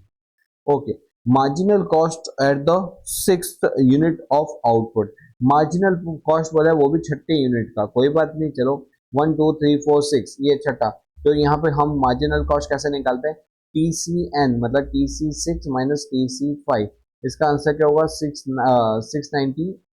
690 माइनस 610, तो आंसर आएगा 80। ओके जी, ओके ओके। तो यहाँ पे क्या आएगा 80 आएगा। Diminishing marginal return start to occur between unit. अब डिमिनिशिंग मार्जिनल रिटर्न कब से स्टार्ट हुआ तो वो देखते हैं। तो बेटा जी यहाँ पे क्या लिखा हुआ है, डिमिनिशिंग मार्जिनल रिटर्न। हाँ, तो देखो यहाँ पे डिमिनिशिंग मार्जिनल रिटर्न कब से चालू हुआ है, तो हमारा डिमिनिशिंग मार्जिनल रिटर्न, यहाँ पे मैं इसको पेन से लिखा है, तो मार्जिनल कॉस्ट 330 - 240 करोगे आप तो कितना आएगा, 6 और 3 90, फिर 330 410, इसका डिफरेंस निकालोगे तो यहाँ पे डिफरेंस आएगा 70 80। ठीक है, फिर नेक्स्ट आएगा 480 माइनस ये 70, 540 ये 40 प्लस ये 60। ठीक है, फिर यहाँ पे आप निकालोगे तो यहाँ पे आएगा 60 + 10 70, और फिर यहाँ पे 690 माइनस 610 इज इक्वल टू 8। ओके, अब यहाँ पे देखो शुरू में क्या हो रहा है, शुरू में वे हम जब क्या कर रहे हैं, प्रोडक्शन बढ़ा रहे हैं, तो हमारी मार्जिनल कॉस्ट क्या होती है, कम हो रही है। 90 का 80, 80 का 70, 70 का 60। लेकिन बेटा जी यहाँ पे देखो, यहाँ पे क्या हुआ, यहाँ पे हमारा मार्जिनल कॉस्ट अब बढ़ नहीं रहा, अब क्या हो घट नहीं रहा, अब क्या हो रहा है, बढ़ रहा है। देखो 9 8 7 6, अब वापस से 70 होगा, फिर वापस से और बढ़ते जा रहा है। इसका मतलब क्या हो रहा है कि यहाँ पे मेरी मार्जिनल कॉस्ट क्या हो रही है, बढ़ रही है। कौन सी यूनिट से बढ़ रही है, 5th यूनिट से बढ़ते जा रही है। 5th यूनिट से बढ़ती जा रही है। इसका आंसर देखते हैं क्या है। ओके, इसका आंसर है 2 3 3 4, तो यहाँ पे आएगा 4 और 5। 4 और 5, 5th यूनिट का जो था ना, फिफ्थ वाला 4 और 5, हाँ यहाँ पे हमने 610 माइनस 540 किया, तो यहाँ पे क्या आएगा, 70 आएगा। तो ये क्या हुआ, यहाँ पे मेरी फिक्स कॉस्ट क्या हो रही है, अब बढ़ने लगी। पहले क्या हो रही थी, कम कम कम कम कम कम हो रही थी, लेकिन यहाँ से क्या हो रही है, ज्यादा ज्यादा ज्यादा ज्यादा हो रही है। तो आंसर क्या आएगा, 4 और 5 आएगा। ओके, चलो, marginal cost is defined as, marginal cost हो तो मैंने आपको ऑलरेडी बता दिया, मार्जिनल कॉस्ट मतलब एडिशनल कॉस्ट होती है। वो क्यों होती है, लेबर के कारण से होती है। तो देखो, change in the total cost due to 1 unit of change in the output. तो due to 1 unit of change in the output, एक आउटपुट में चेंज होने से टोटल कॉस्ट में क्या फर्क होता है, उसको मार्जिनल कॉस्ट मिलता है। ठीक है, ओके, ये तो ये आंसर हमारा क्या है, 1 unit of change in the output हमारा आंसर सही है। ओके, नेक्स्ट वाला देखते हैं, मार्जिनल कॉस्ट क्या, टोटल कॉस्ट डिवाइड बाय, ऐसा नहीं है तो total cost divide bye output थोड़ी होता है। अगर total cost divide bye output होगा तो वो तो क्या हो जाएगा, एवरेज कॉस्ट हो जाएगा, एसी। ठीक है, वो होगा हमारा एवरेज कॉस्ट हो जाएगा, या तो उसको एवरेज टोटल कॉस्ट भी बोल सकते हैं। Change in the output due to 1 unit of change in the input. Change in the output, marginal cost की बात हो रही है, तो यहाँ पे चेंज इन द आउटपुट कैसे हो जाएगा, आउटपुट और इनपुट का तो हो ही नहीं सकता। ये तो इसको तो हम क्या बोलते हैं, प्रोडक्शन बोलते हैं कि एक इनपुट में चेंज करने से आउटपुट में कितना चेंज होता है, वो हम प्रोडक्शन फंक्शन में देखते हैं। फिर उसके बाद total product divided by the quantity of input, तो ये भी गलत है। तो आंसर कौन सा हुआ हमारा, आंसर कौन सा आया, मार्जिनल कॉस्ट है तो आएगा ए। तो 30 का आंसर कौन सा आया हमारा, ए। ओके बेटा लोग, ओके, रात के बज रहे हैं 11:52। आप देख सकते हैं यहाँ पे टाइम 11:52 है, और मैं अभी भी आपके लिए वीडियो बना रहा हूँ। ठीक है, तो आप भी थोड़ा सा मेहनत कीजिए अपने लिए, अपने माँ बाप की खुशी के लिए, अपने भाई बहन की खुशी के लिए, अपनी फैमिली की खुशी के लिए। ठीक है, उस दिन को याद करना कि जिस दिन रिजल्ट आएगा तो आपके मम्मी पापा कैसे खुश होंगे, उसकी खुशी को सोच के अब पढ़ना चालू कीजिए, और एक ही अटेम्प्ट के अंदर इसको निकालो। क्यों, क्योंकि आगे बहुत लंबा रास्ता है, इंटर है, आर्टिकल शीट है, फिर उसके बाद फाइनल है। तो बेटर है कि आप जितना जल्दी फाउंडेशन को निकाल दो उतना ज़्यादा अच्छा है। ओके बेटा, अब आते हैं हमारे क्वेश्चन नंबर 31 के अंदर। 31 क्या बोल रहा है, विच of the following is true relationship between marginal cost function and the average cost function. Okay, excuse me, which of the following is true of the relationship between the marginal cost and the average cost function। अब बेटा मैंने तुमको already बता दिया था, ये relationship between marginal cost and average cost. Average cost और marginal cost में कैसा रिलेशनशिप है? मार्जिनल क्या बोलेगा, मार्जिनल बोलेगा भाई मेरे को कुछ मालूम पड़ते नहीं है, मैं तो तेरे को फॉलो करने का है रे, मैं तो क्या करेगा, तेरे को फॉलो करेगा रे बाबा। एवरेज अगर तू बोला गिरूंगा तो मैं तुझसे ज्यादा तेजी से गिरूंगा, एवरेज तू बोलेगा मैं बढ़ूंगा तो मैं तुझसे ज्यादा तेजी से बढ़ूंगा। और एवरेज जहां पे तेरा क्या होगा, तेरा जो सबसे मिनिमम पॉइंट होगा ना, वहां पे मैं तेरे को तेरे बाजू में खड़ा हूँ, समझ गए? तो देखो relationship between marginal cost and average cost. Average cost बोलता है मैं गिरूंगा, तो मार्जिनल कॉस्ट बोलता है मैं तुझसे ज्यादा तेजी से गिरूंगा। इसलिए उसमें क्या होगा, एवरेज कॉस्ट क्या होगा, एवरेज कॉस्ट ज्यादा होता है। एवरेज कॉस्ट रुको रुको रुको रुको, यहाँ पे कुछ गड़बड़ है। जब है ना एवरेज कॉस्ट बढ़ता है तो एवरेज कॉस्ट गिरता है तो मार्जिनल कॉस्ट ज्यादा तेजी से गिरता है। इसको सुधारो रे। तो क्या होता है, वहां पे मार्जिनल कॉस्ट ज्यादा तेजी से गिरता है तो मार्जिनल कॉस्ट कम होता है, एवरेज कॉस्ट ज्यादा होता है। जब एवरेज कॉस्ट बढ़ता है तो वो बोलता है कि अगर तू बढ़ा ना तो मैं तुझसे ज्यादा तेजी से बढ़ूंगा, मतलब एमसी क्या होगा, ज्यादा ताकतवर होता है। तो यहाँ पे MC is greater then the AC होता है। और जब एसी का मिनिमम पॉइंट होता है तो मार्जिनल कॉस्ट उसके बाजू में खड़ा होता है, कि जब एसी का सबसे मिनिमम पॉइंट होगा वहां पे एमसी उसके बाजू में, मतलब इक्वल टू एमसी होता है। ठीक है, तो MC is greater than ATC, then ATC is following. तो यहाँ पे देखो when marginal cost is greater than, देखो अगर एटीसी फॉल हो रहा है ना तो मार्जिनल क्या बोलेगा, मैं तुझसे ज्यादा तेजी से गिरूंगा, तो ग्रेटर कैसे होगा, गलत।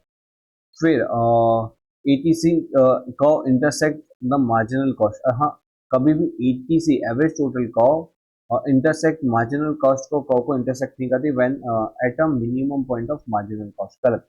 यहाँ पे क्या होता है, एमसी इंटरसेक्ट करती है एटीसी को, तो ये आंसर भी हमारा गलत है। एमसी को इंटरसेक्ट एटीसी, एमसी इंटरसेक्ट करी एटीसी को at a minimum of the average total cost, ये आंसर हमारा सही है।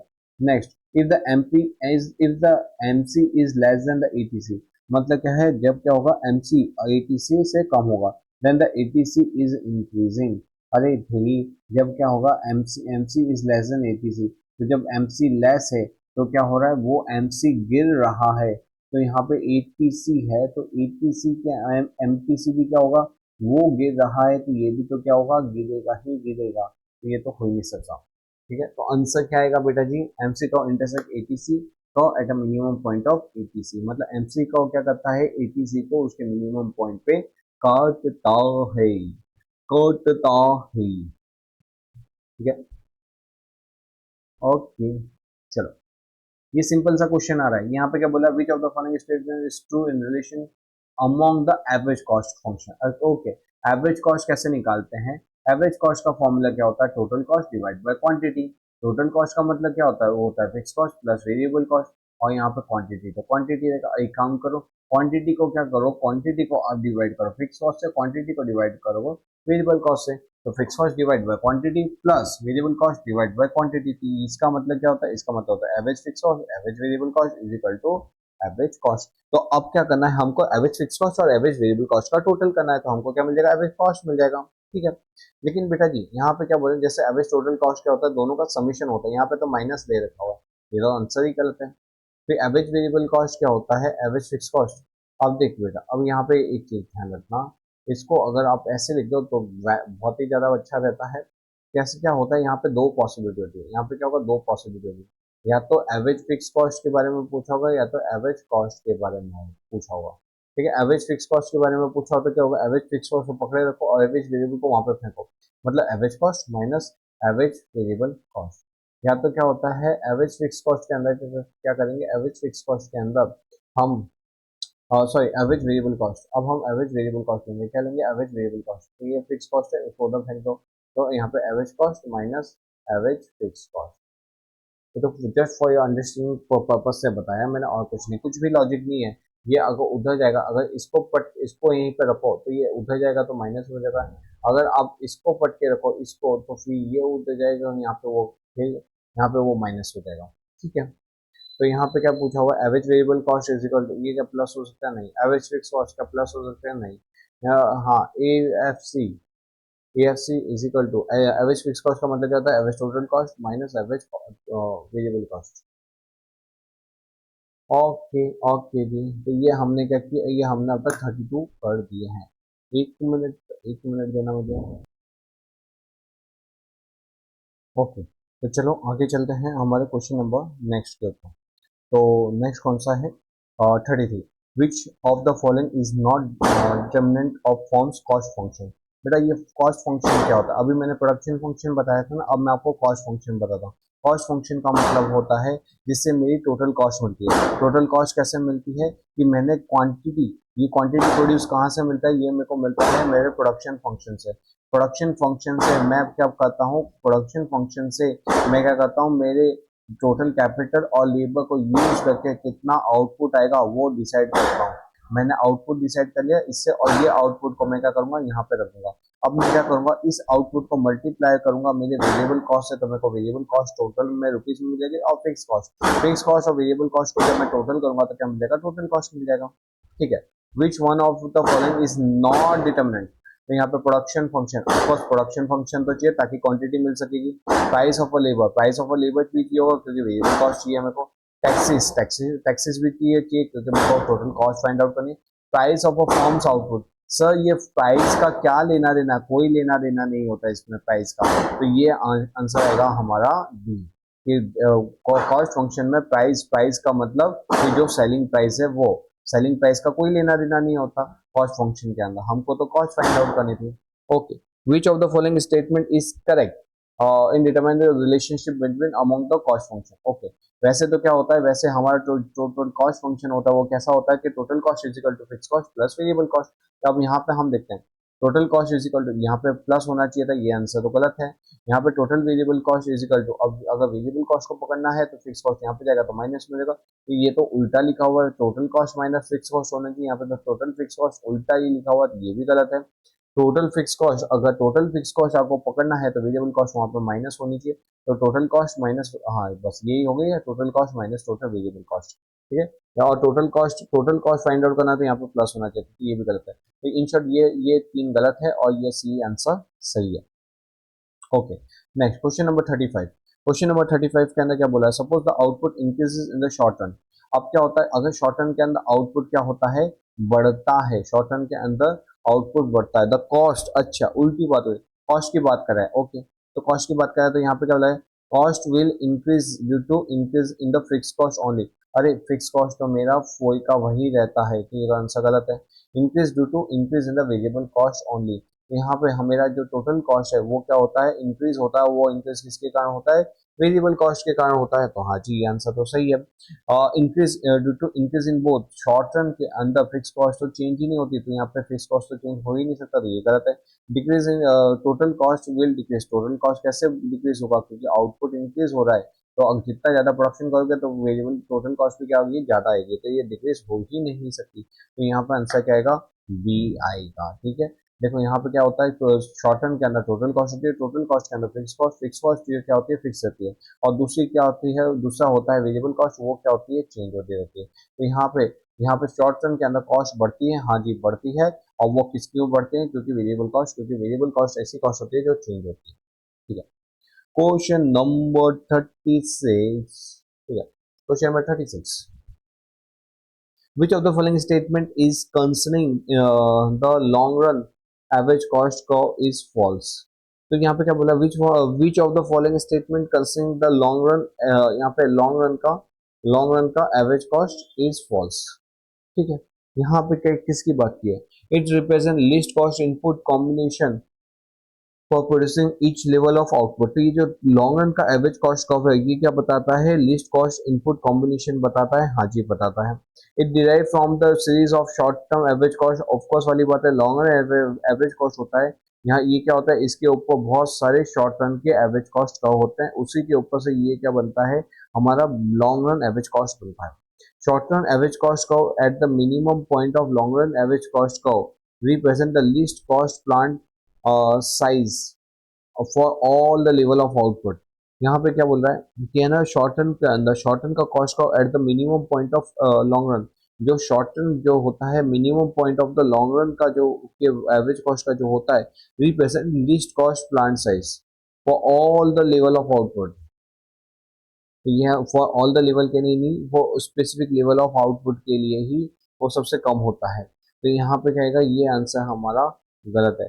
फिर नेक्स्ट वाला क्या है, as the output increase the amount of capital employed by firm increase along the curve. तो ऑफकोर्स वाली बात है, जितना आउटपुट बढ़ाओगे उतना आपका क्या होगा, कॉस्ट ऑफ कैपिटल भी तो ज्यादा लगेगा। तो ये आंसर तो सही है, तो यहाँ पे कौन सा का फॉल्स की बात है, तो ये सी इसका फॉल्स आंसर है। ठीक है, ओके। नेगेटिव स्लोप बेटा जी, नेगेटिव स्लोप या और किसका, लॉन्ग रन एवरेज कॉस्ट का। ये मेरा लॉन्ग रन, ये लॉन्ग रन का एवरेज कॉस्ट कब है। ये क्या होता है, जब ये डिक्रीज होता है ना, तो उसको बोलते हैं फॉलिंग पार्ट, जो उसको और क्या बोलते हैं, नेगेटिव स्लोप। नेगेटिव स्लोप मतलब क्या होता है, जब ये डिक्रीज हो रहा है तो उसको नेगेटिव स्लोप भी बोलते हैं, फॉलिंग पार्ट भी बोलते हैं। दूसरा जब क्या होता है, एलएसी का जब राइजिंग पार्ट होता है तो ये राइजिंग पार्ट बोलते हैं, पॉजिटिव स्लोप भी बोलते हैं। ठीक है, ये यहाँ पे क्या होता है बेटा जी, ये जो मेरा एवरेज कॉस्ट का कर्व है और एवरेज कॉस्ट या ये मेरा आउटपुट है, क्या है, ये मेरा आउटपुट। यहाँ पे आउटपुट क्या हो रहा है, इंक्रीज हो रहा है। आउटपुट इंक्रीज होने से मेरा वेरिएबल कॉस्ट क्या हो रहा है, कम हो रहा है। एवरेज वेरिएबल कॉस्ट क्या हो रहा है, कम हो रहा है। और यहाँ पे मेरा क्या होगा, सबसे कम हो गया। लेकिन बेटा फिर उसके बाद क्या हो रहा है कि अगर थोड़ा सा और क्या करता हूँ, थोड़ा सा और आउटपुट बढ़ाने की कोशिश करता हूँ तो मेरी कॉस्ट क्या होती है, बढ़ती जाती है। मेरी कॉस्ट क्या है, और ज्यादा बढ़ती जा रही है। तो यहाँ पे कॉस्ट घटती है तो उसको बोलते हैं due to economy of scale के कारण कॉस्ट कम होती है, और कॉस्ट जब बढ़ती है तो उसको बोलते हैं डिस इकोनॉमी ऑफ स्केल। अब देखो यहाँ पे क्या बोला, नेगेटिव। नेगेटिव का मतलब फॉलिंग पार्ट। फॉलिंग पार्ट है मतलब प्रोडक्ट आउटपुट बढ़ रहा है लेकिन मेरी कॉस्ट क्या हो रही है, कम हो रही है। ये क्यों हो रहा है, because of economy of scale के कारण से। ठीक है, तो यहाँ पे हमको क्या आएगा, फॉलिंग पार्ट के अंदर कौन सा आंसर आएगा, इकोनॉमी ऑफ स्केल। तो यहाँ पे इकोनॉमी ऑफ स्केल कहाँ पे है, देखो डिस इकोनॉमी, ये गलत है। ओके, डिमिनिशिंग रिटर्न, तो यहाँ पे बेटा जी लॉन्ग रन है। लॉन्ग रन के अंदर डिमिनिशिंग रिटर्न तो कैसे होगा, ये तो शॉर्ट रन का है, ये गलत है। डिफिकल्टी इनकाउंटेड इन कोऑर्डिनेटिंग मेनी एक्टिविटी, बेटा जी यहाँ पे कॉस्ट कम हो रही है, फॉलिंग पार्ट पोर्शन की बात हो रही है। यहाँ पे तो क्या बोला कि यहाँ पे कोऑर्डिनेशन नहीं होता, ये तो डिस इकोनॉमी का पार्ट है, ये गलत है। Increase in the productivity that result from the specialisation, जब स्पेशलाइजेशन बढ़ता है तो क्या होता है, लोगों का नॉलेज बढ़ता है, उससे ओवरऑल कॉस्ट कम आती है और प्रोडक्शन ज्यादा दिखने मिलता है। तो आंसर क्या आएगा, आंसर आएगा 37 में डी। 37 में डी। ठीक है जी, ओके, ओके जी। चलो अब देखो positive slope of a long run average cost, मैंने आपको ऑलरेडी बता दिया। ये क्या है, ये यहाँ पे ये बढ़ रहा है, ये बढ़ रहा है तो उसको पॉजिटिव स्लोप बोलते हैं। ये घट रहा है तो नेगेटिव स्लोप। नेगेटिव स्लोप में क्या होता है, ड्यू टू, क्योंकि कॉस्ट कम हो रही है इसलिए due to economy of scale के कारण। फॉलिंग राइजिंग पार्ट के अंदर क्या होता है, एवरेज कॉस्ट बढ़ रही है तो वो क्या होता है, due to this economy of scale. चलो क्वेश्चन में क्या पूछा देख लेते हैं। पॉजिटिव स्लोप क्यों होता है, तो डिस इकोनॉमी ऑफ स्केल, हाँ ये पहले ही मिल गया। इंक्रीजिंग रिटर्न, ये तो शॉर्ट टर्म में होता है, ये गलत है क्योंकि यहाँ पर तो हम लॉन्ग रन की बात कर रहे हैं। ठीक है, हाँ जी, क्योंकि यहाँ पे देखो लॉन्ग रन की बात करें तो यहाँ पे इंक्रीजिंग रिटर्न, ये तो शॉर्ट टर्म का है। The form being able to take advantage of large scale production techniques as to expand in our output, ये तो पता नहीं कहीं लिखा हुआ। फिर the increase in the productivity that result from special, जब स्पेशलाइजेशन आता है तो आउटपुट टोटल प्रोडक्टिविटी बढ़ती है। यहाँ पे तो क्या बोला है, यहाँ पे आउट, यहाँ पे क्या है, पॉजिटिव मतलब क्या हो रहा है, यहाँ पे हमारी कॉस्ट बढ़ रही है, कॉस्ट बढ़ रही है तो यहाँ पे क्या होगा, diseconomy of scale, answer E. ठीक है, question number 40, question number 39। Question number 39 में क्या बोला, फॉर्म्स एवरेज टोटल कॉस्ट कितना था। अब देख बेटा, यहाँ पे मैंने इसका आंसर निकाल दिया। फॉर्म का एवरेज कॉस्ट, एवरेज कॉस्ट का फॉर्मूला क्या होता है, एवरेज कॉस्ट का फॉर्मूला होता है, एवरेज कॉस्ट का फॉर्मूला होता है, average cost is equal to total cost divide by production unit. तो यहाँ पे आपका प्रोडक्शन कितना था, 300। 300 एवरेज कॉस्ट है, चलो इसको निकाल देते हैं फटाफट। यहाँ पे देखो तो 300 डिवाइड, मैंने क्या किया होगा, एवरेज कॉस्ट का फॉर्मूला क्या होता है, एवरेज कॉस्ट का फॉर्मूला होता है total product divide by total product, product divide by output. अब यहाँ पे हमको एवरेज कॉस्ट दे रखा हुआ, एवरेज कॉस्ट कितना है, 300, तो ये 300 divide by TP upon output. Output कितना था एट 5 यूनिट, तो यहाँ पे 5, तो टीपी कितना है total, sorry TC, total cost, यहाँ पे कॉस्ट की बात करें ना, तो टोटल कॉस्ट कितने का, तो 5 मल्टीप्लाई बाय 300 करेंगे तो कितना आएगा, 1500 आ जाएगा ओटी। और फिर यहाँ पे 6 मल्टीप्लाई बाय 320 करेंगे तो 6 दूनी 12 की 1 6 की 18 1 19, 1920। अब फाइंड आउट क्या करने के लिए बोला हुआ है, मार्जिनल कॉस्ट। मार्जिनल कॉस्ट तो सिंपल है, मार्जिनल कॉस्ट क्या निकलेगा, तो 1920 माइनस ये, तो ये कितना आएगा 420। तो आंसर क्या आएगा 420।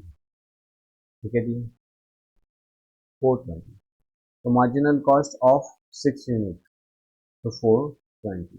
और नहीं समझ आया तो ये आप वापस एक बार देख लीजिए, तो आपको क्या हुआ, क्वेश्चन नंबर 39 समझ में आ जाएगा। हमने क्या किया, पहले एवरेज कॉस्ट निकाल दी, एवरेज कॉस्ट निकालने के बाद क्या किया, टोटल कॉस्ट, टोटल कॉस्ट के ऊपर से मार्जिनल कॉस्ट, सिंपल। ठीक है, next, forms producing 7 unit of output and average cost is 150। अरे सिंपल है, एवरेज कॉस्ट कितना है, 150 है, तो ये 150 एवरेज कॉस्ट है, एवरेज कॉस्ट है। हमको एवरेज कॉस्ट कैसे निकलती है, हमारी एवरेज कॉस्ट निकलती है total total cost divide bye output. ठीक है, तो वैसे हमारी क्या आती है, एवरेज कॉस्ट आती है। अब यहाँ पे क्या दे रखा हुआ है, यहाँ पे देखो बेटा, यहाँ पे क्या दिया हुआ है हमको, एवरेज कॉस्ट कितना दे रखा है, 150, और उसके लिए आउटपुट कितना है, 7। तो यहाँ पे आउटपुट 7 मल्टीप्लाई बाय 150 का तो टोटल कॉस्ट मिल जाएगा। तो टोटल कॉस्ट कितना आएगा, टोटल कॉस्ट आएगा 15 सत्ते 105, तो 1050, ये हो गया।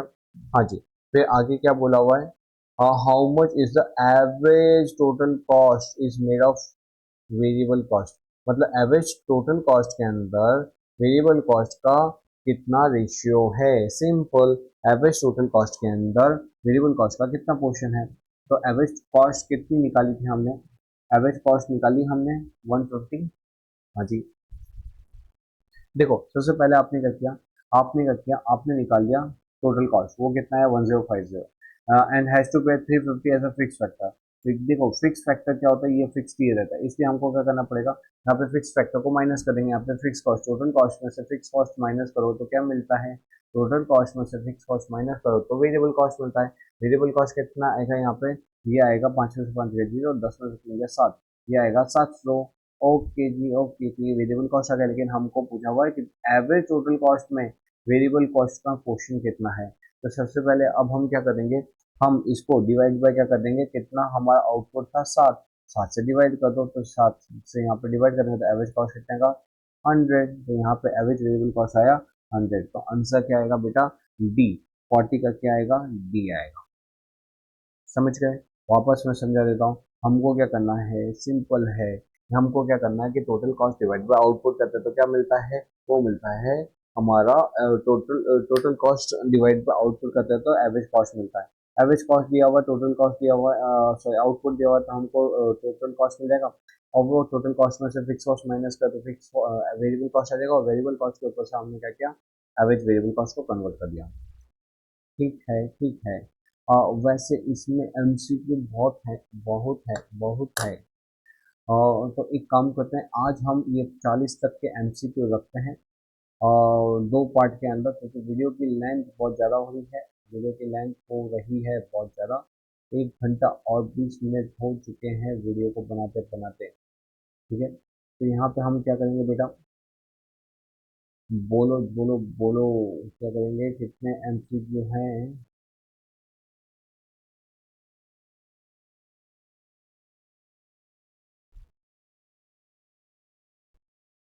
चलो 84 है। फॉर बेटर क्लियरिटी और अंडरस्टैंडिंग को ध्यान में रखते हम यहाँ पे वीडियो को करते हैं एंड, हम मिलेंगे अब सेकेंड पार्ट के अंदर। तो चलो मिलते हैं हम सेकेंड पार्ट में, टिल देन बाय बाय।